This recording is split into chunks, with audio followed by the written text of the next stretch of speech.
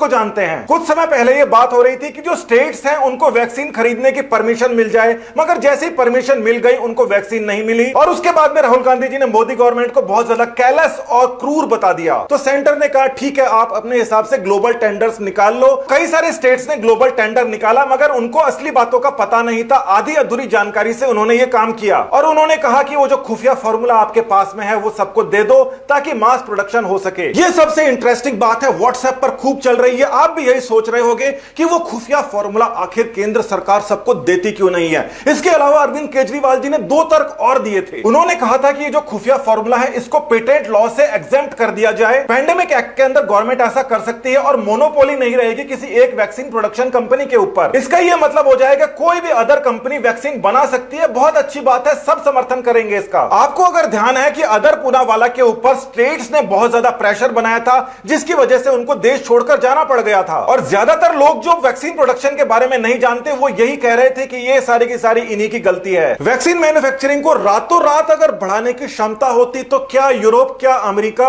इतनी क्षमता बढ़ा लेते कि पूरे के पूरे वर्ल्ड को वैक्सीन दे देते। मतलब ये हो नहीं सकती थी, जबरदस्ती प्रेशर बनाया जा रहा था। और व्हाट्सएप के ऊपर जो मुहिमें चलती हैं उसको इंटेलेक्चुअल्स जवाब नहीं दे सकते, उनके पास काम होता है करने के लिए। और पूनावाला ने कहा कि रातों रात इसकी रैंपिंग अप नहीं की जा सकती और देश छोड़कर उन्हें जाना पड़ा प्रेशर से बचने के लिए। अब सबसे बड़ी बात समझ लीजिए कि वैक्सीन मैन्युफैक्चरिंग का जो फॉर्मूला होता है वो होता ही नहीं है। वैक्सीन मैन्युफैक्चरिंग की फैसिलिटी होती है। कंपनियां बोल रही हैं आप अगर बना सको तो बना लो, केजरीवाल जी, राहुल गांधी जी। जनवरी के अंदर एक खबर छपी थी जिसका क्लैरिफिकेशन हाथों हाथ दे दिया गया था कि हर कोई कंट्री चाहती है कि जिन लोगों ने कोविड वैक्सीन बना ली है उनसे इंटेलेक्चुअल प्रॉपर्टी लेकर वो अपने देशों के अंदर वैक्सीन को बनाने की शुरुआत कर सकें। आपको पता है मॉडर्ना की वैक्सीन सबसे ज्यादा लगाई जा रही है यूनाइटेड स्टेट्स ने। उसने खुले तौर पर यह कह दिया था कि भाई आप हमारी अगर वैक्सीन बना सकते हैं तो आप बनाइए, हम किसी भी पेटेंट राइट को आपके ऊपर थोपेंगे नहीं। मतलब इस बात का जो रोना रोया जा रहा है कि हमारा जो फॉर्मूला है उसको आप कॉपी कर लोगे तो आपको हम ट्रेडमार्क पेटेंट में उलझा देंगे।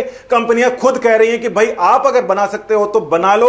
फैसिलिटीज डेवलप करनी पड़ती हैं, फॉर्मूला इसके अंदर कुछ होता नहीं। अगर ये चाहे तो इसको बना सकते हैं। कंपनी ने बोल दिया है जी हम आपको मना नहीं करेंगे। एक और बात आ जाती है कि केंद्र सरकार भेदभाव कर रही है, किसी स्टेट को ज्यादा किसी स्टेट को कम वैक्सीन दे रही है, मगर असलियत यह है कि इसका एक फॉर्मूला बना हुआ है। सारे स्टेट्स ने मिलकर इस फॉर्मूले के ऊपर सहमति जताई थी और उसी फॉर्मूले के हिसाब से सब स्टेट्स को दी जा रही हैं। बहुत सारी रिपोर्ट्स आपको मिल जाएंगी किस प्रकार से वैक्सीन पूरे देश के अंदर लगाई जा रही हैं और आप खुद भी दिमाग लगा सकते हैं। पूरे इंडिया के अंदर जिन 6 सिटीज के अंदर सबसे ज्यादा वैक्सीन लगाई गई है, इन 6 सिटीज के अंदर नागपुर, थाने, कोलकाता, चेन्नई, पुणे और मुंबई शामिल हैं। और इनमें से एक भी सिटी ऐसी नहीं है जो कि बीजेपी शासित स्टेट की हो। अब देखिए एक और सबसे महत्वपूर्ण बात आ जाती है कि बच्चों को वैक्सीन क्यों नहीं लगाई जा रही है। राहुल गांधी जी तो इसके ऊपर मोर्चा खोल देते हैं। हालांकि आपको पता है कि बच्चों को फिलहाल वैक्सीन नहीं लगाई जा रही, मगर यह भ्रम फैलाया जा रहा है कि बच्चों की वैक्सीन को एक्सपोर्ट कर दिया गया है, इस वजह से इंडिया के अंदर इस वैक्सीन को नहीं लगाया जा रहा। आप ये सोच रहे होंगे कि बूढ़ों को लगा सकते हैं, जवान को लगा सकते हैं, तो बच्चों को, लेडीज को, प्रेग्नेंट वुमेन को क्यों नहीं लगा सकते।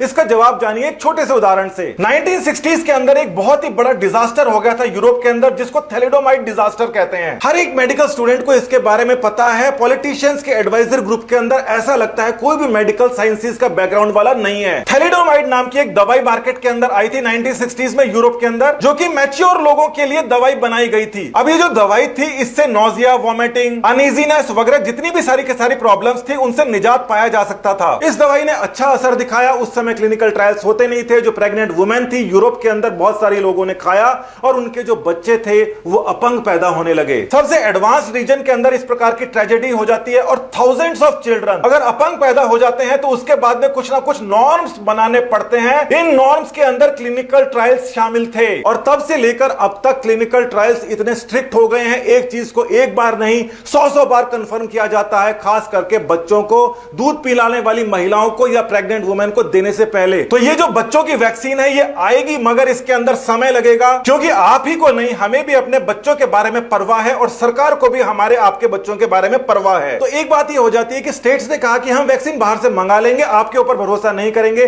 उन्होंने ग्लोबल टेंडर्स निकाले मगर उनको वैक्सीन मिली नहीं। कारण क्या रहा उसका? देखिए कारण ये बताया जा रहा है कि जो ये वैक्सीन है इनका अप्रूवल ही नहीं दिया है सेंट्रल गवर्नमेंट ने। तो जब इनका अप्रूवल नहीं होगा तो ये इनको परचेज कैसे करेंगे? और इनको परचेज करने के लिए गवर्नमेंट को तुरंत इनको अप्रूवल दे देना चाहिए। मतलब समझाया ये जा रहा है कि हर एक वैक्सीन को इंडिया के अंदर आने के लिए क्लिनिकल ट्रायल्स का सहारा लेना पड़ता है और उसको 3-4 महीने लग जाते हैं। तो इस प्रकार से तो हम 3-4 महीने तक वैक्सीन को ले ही नहीं पाएंगे। विपक्ष की ये बात है, मगर ये बात काफी गलत है। 13 अप्रैल की ये खबर है और सेंटर ने पहले से ही फास्ट ट्रैक अप्रूवल दे दिया है बाहर की वैक्सीन के लिए। जितनी भी वैक्सीन यूरोप के अंदर या फिर यूएस FDA के द्वारा या किसी और रेगुलेटरी एजेंसी के द्वारा जिसको इंडियन गवर्नमेंट रिकॉग्नाइज करती है, अगर ऐसी कोई वैक्सीन इंडिया के लिए आती है तो उसको दोबारा से सारा का सारा क्लिनिकल ट्रायल्स नहीं करने पड़ेंगे, उसको सिर्फ एक फॉर्मेलिटी करनी पड़ेगी। मतलब वहां की रेगुलेटरी एजेंसीज ने अगर उसको ओके कर दिया तो इंडिया के अंदर दोबारा से क्लिनिकल ट्रायल्स करने की तो जरूरत नहीं है।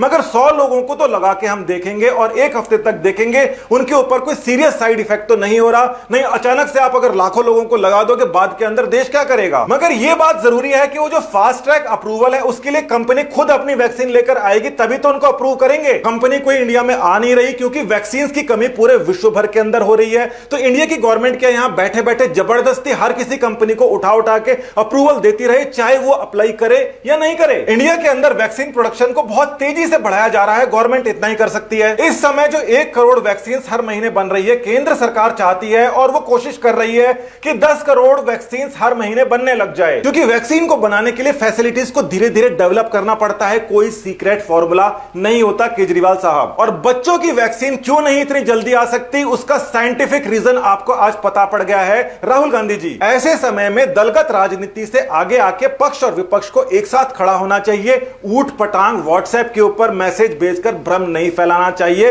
नमस्कार, धन्यवाद।